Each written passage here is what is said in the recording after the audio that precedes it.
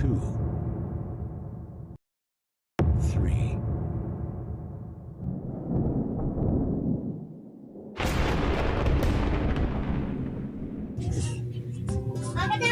Magandang araw guys, nandito na naman tayo sa natin na puno ng biyaya. Yes, nandito na naman tayo kaya samahan niyo ako. Ngayon guys, ay magpupuno tayo ng ating bukas. So, sa pinakamahalaga, sa pag-aaral sa bukas, dapat ay mapuno tayo ng tulong. Sa madaling salita, ay magputol ng sanga.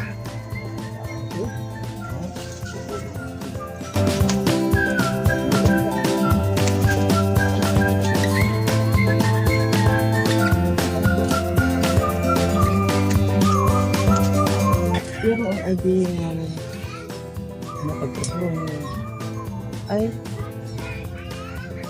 pag magandang tubo ng ubas ay mga 9 months pwede mo siyang growing. Pero pag hindi po siya magandang tubo ng magtaba, maaari mo siyang makukuhan sa edad na isa't kalahati.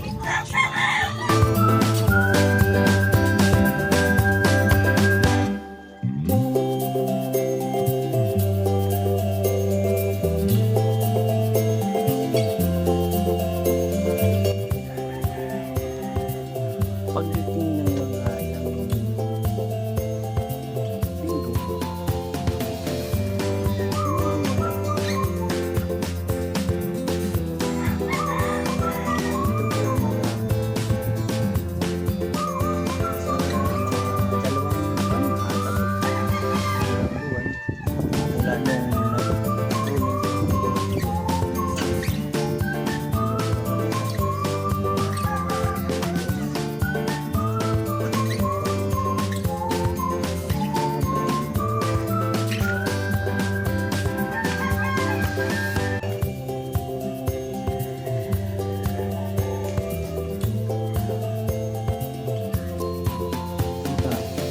maliit na area lang ito, pero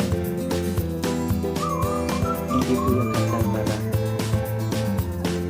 hindi po tayo magkantara.